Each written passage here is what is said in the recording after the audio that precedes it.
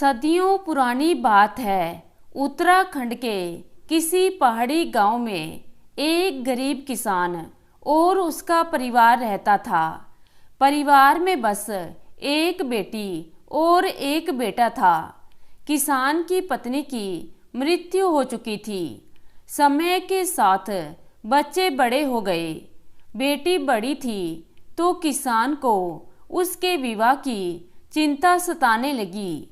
पाई पाई जोड़कर जैसे तैसे उसका विवाह कर दिया। 1-2 साल बाद किसान बीमार रहने लगा और एक दिन उसकी मृत्यु हो गई।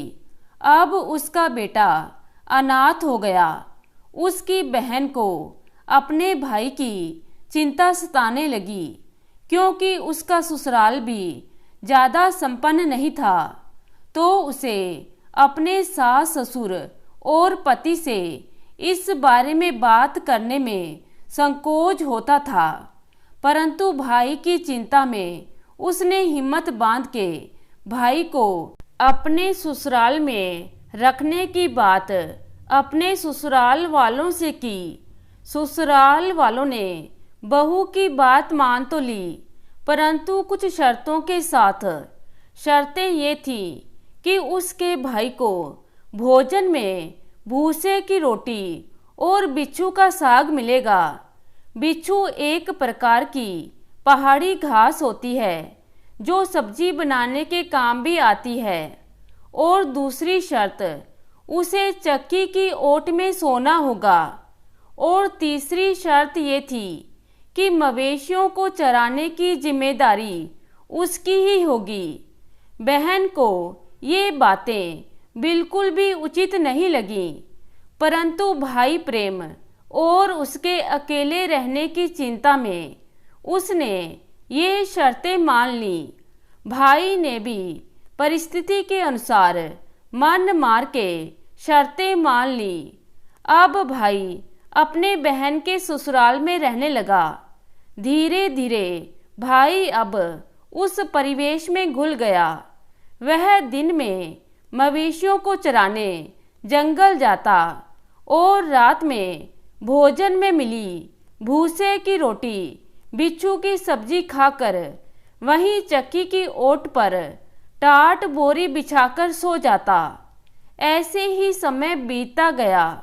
एक दिन मवेशियों को जंगल में चराते हुए उसे एक अनजान व्यक्ति मिला। उस व्यक्ति ने उसे अपने साथ चलने को कहा। पहले तो उसने साथ आने से मना किया, पर जब उस अजनबी ने उसे अच्छे काम और अच्छे भविष्य का लोभ दिखाया, तो वो सोचने लगा कि बहन के घर बोझ बनने से अच्छा तो कहीं और काम करके धन कमाया जाए। उसने साथ चलने की हामी भर दी। शाम को जब भाई नहीं लौटा तो बहन को चिंता होने लगी। गांव में भी बात फैल गई। उसकी खोजबीन की गई। जब वह नहीं मिला तो सबने उसे मृत समझ लिया। बहन बहुत दुखी रहने लगी। उसे यकीन नहीं हुआ कि उसका भाई मर चुका है। दिन महीने साल निकलते गए।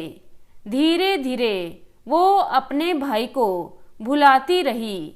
लेकिन तीज त्योहार में जब आस पड़ोस की औरतें अपने भाई से मिलने जाती या उनके भाई उनसे मिलने आते, तो वह अपने भाई को याद करके आंसू बहाती।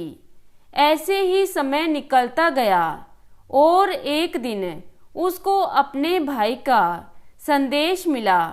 वो फूली नहीं समाई। जिसे वो मरा समझ चुकी थी, वह जिंदा था।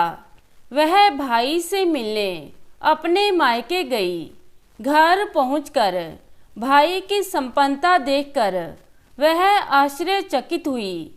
भाई ने भूतकाल में जो भी हुआ सब बताया। दोनों एक दूसरे के गले लग बहुत रोए और खुश हुए। भाई ने उपहार स्वरूप बहन को बहुत धन दिया, लेकिन उसकी बहन ने यह कहकर मना कर दिया कि उसे उसका भाई मिल गया, उसे अब कुछ नहीं चाहिए। जब उसने धन लेने से मना किया तो भाई ने उसे 2 गायें और भैंस देनी चाहिए, तो बहन ने वह रख ली।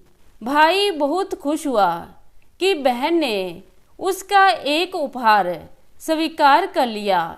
उसने गाय के गले घंटी बांध दी और बहन के साथ भेज दिया। बहन उन गायों और भैंस के साथ ससुराल चल दी। सुनसान रास्ते में गाय के गले में बंधी घंटी का स्वर अच्छा लग रहा था।